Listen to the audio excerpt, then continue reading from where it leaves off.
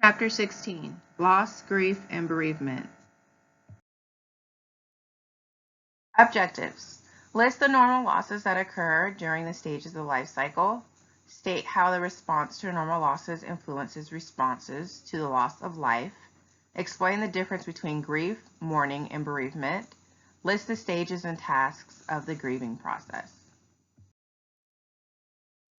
Describe an emotional, cognitive, and behavioral response to grief. List 2 religious and 2 cultural practices related to death. List 2 components of an abnormal grief response.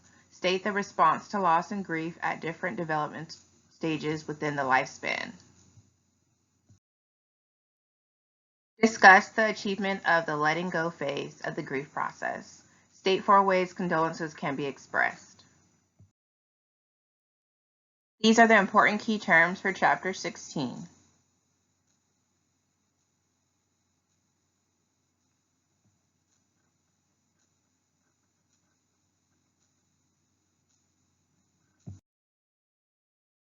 The concept of loss. Loss is a natural part of life that requires adjustments, and loss can occur at almost every stage of life.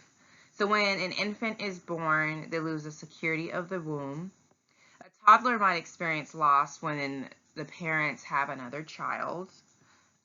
During puberty, people experience loss when their body image changes. Parents may experience loss when their child leaves for college or moves out of their home. As we age, we may lose our youth, our beauty, and our energy. Our health might decline. You might actually also lose other people that are important in your life.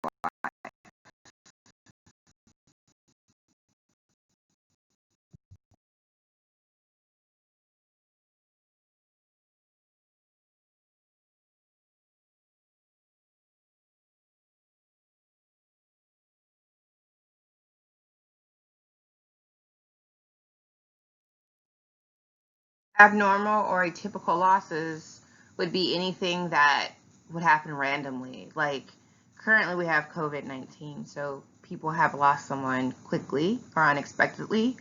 Also things like the Trade Center attack and Pearl Harbor, and also the attack on the Pentagon. It could be a hurricane like Hurricane Katrina, Hurricane Maria. So anything that happens dramatically or that's quickly, that was completely out of the person's control.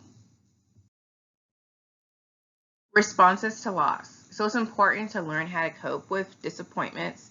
It depends on the life phase the person is going through. It depends on their attitude. It depends on their outlook. It just depends on the quality of life. It depends on their spirituality and their beliefs, their morals. It depends on how they just view the concept of loss in general. Tasks associated with death. Hospice movement was enabled in order to help the terminally ill experience dignity with death, experience acceptance, give the family a process to go through when someone is dying, and also the person that's experiencing the concept of impending death. Legacy may give someone the feeling that they have immortality, such as a grandchild or something to leave behind, a business, something to commemorate them, a scholarship in their name even. And a lot of people love to have a spiritual connection, so they believe in an afterlife, and they will also believe that they can see their loved ones later on in a better place. Grief. So grief is a process. It's verbal, nonverbal communication, therapeutic presence, and collaboration with healthcare providers that can help during the process of losing somebody. So grief is defined as the emotional response to a loss and is a process through which a survivor accepts the loss. So grief can also occur before an actual loss, like if someone has an illness or if they know if maybe their marriage is going to end, and that would be called anticipatory grief. Mourning is the outward expression of grief, and that depends on the culture and the religion. And bereavement is the period right after it's known that someone is dying, or that when a person experiences a loss. So they're mourning, they're grieving, and they're trying to adjust and experience and take in the loss. Culture, religion, and death. So culture just depends on the person's behavior, language, and practices that they have through various generations.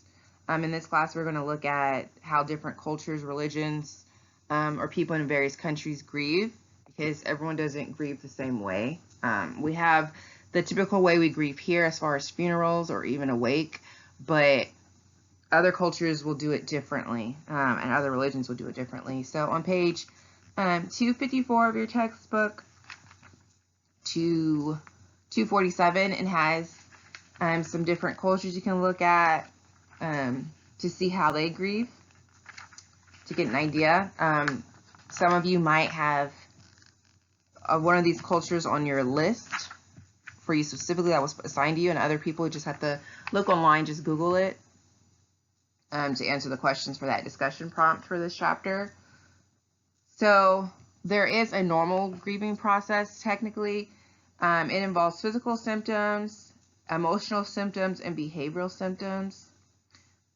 And those are okay, and it's for a period of time. However, when it comes to grieving, there isn't a exact period of time for how long someone should grieve. However, it shouldn't be something that goes on forever to the point where it stops this person who is grieving from accomplishing their own life tasks, such as their activities of daily living, or even going to work later on, or just taking care of themselves or their own family. If that does happen, then the person is going through dysfunctional grieving, and they basically are dealing with unresolved issues. It could come off as major depressive disorder, insomnia, emotional instability, emotional liability, changes in appetite, and withdrawal from friends, family, the social support, just anything they used to do before. And then some people experience ideas of suicide of their own after losing someone or going through the grieving process, and they may need an intervention of family, friends, and professional help.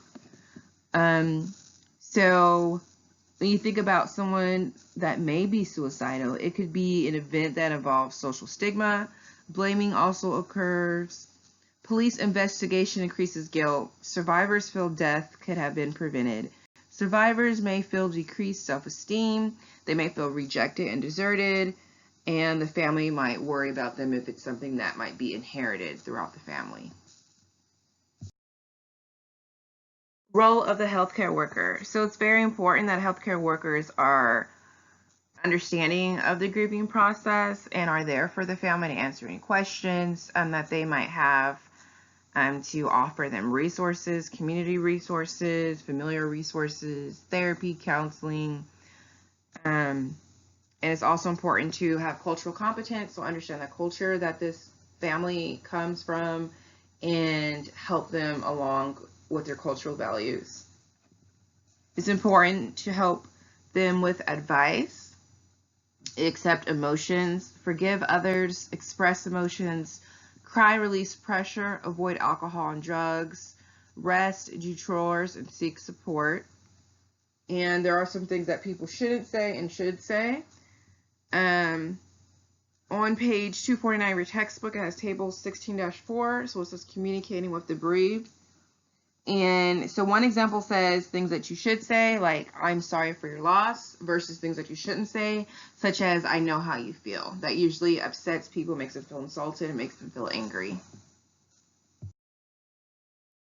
Tasks of the family. So the first task would be preparing for the funeral, and that comes with a lot of stress. Hopefully there was some preparation before the individual passed away.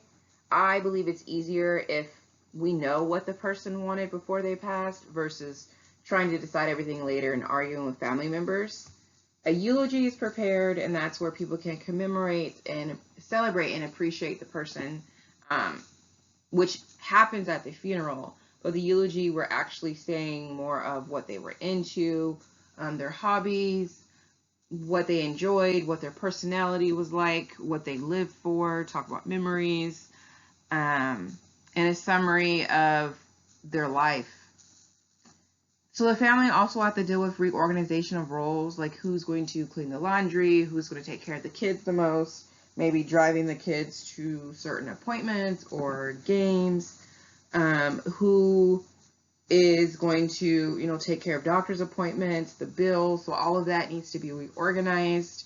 It's important to make sure that young children and other family members are taken care of and they have attention paid to them. So the adults still have to grieve, but they still have to take care of the children in the home. And it's important to assess resources as far as finances, cars, bills, debt, savings, all of that. Grief early in the life cycle.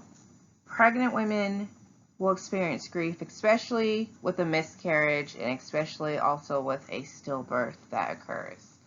So it's important to acknowledge the existence of the baby as a separate person, have a memory kit, help the woman take pictures and footprints and locks of hair. And it's important for the woman and the father to understand what's going on as far as emotions and the grieving process and what to expect from one another. It's important to listen, have therapeutic touch, and nonverbal support. It's also very important to know why the baby did not live and what it will mean for future pregnancies. And then when the woman becomes pregnant later, it's important for her to understand the new milestones and how important it is that they reach the new milestone. So it helps the mother, the parents, feel connected to the new infant and feel some excitement instead of just fear that they might lose the second baby also. So for people who are younger that are pregnant, that are adolescents, they are at greater risk of developing depression, anger, or guilt because they're not always given the attention or the sympathy if they were to lose a baby versus a pregnant woman or a woman that's married. So it's important to make sure that they receive the same care and counseling, or similar care and counseling. I don't want to say the same. General empathy and support. Infants, so by the age of 10 months, they're able to understand loss in a way, and it may resurface in adulthood if it's not taken care of. Children, by the age of 6, they realize death is not reversible, so they might show anger at the person who left. They might feel guilty and blame themselves, or they might fear that they won't be cared for or loved by other people. So they might experience their anger and crying spells. For adolescents, they might mourn the fact that they won't be able to accomplish certain memories with the person that they lost, such as a wedding or having a baby. And they might want to take on the role of the person that they lost, especially if it's a parental figure, to help other family members. Young adults might have rage with all the lost opportunities, and they also might mourn how the relationship would go on with the person that passed on, such as the adolescent did. So they need help with reintegrating their life to a new normal for them, and adjusting can be challenging and also rewarding, and just to encourage them during that process. The healing process. Reintegration and adjustment is important. It's important to allow the person to experience the grieving process. It is very important to not shut down the grieving by saying, don't cry, don't worry about it, it'll be okay, just get over it, things like that. It's important for the person to experience the emotions that they're feeling and that they are normal, and it's part of the process in order to get to healing. Now, mastering tasks leading toward grief healing are very important. They're on page 253 of your textbook, and they're numbered. So it's important as a healthcare provider to suggest these things. Find others who have experienced similar grief. Recognize that change has occurred and what has changed. Accept change.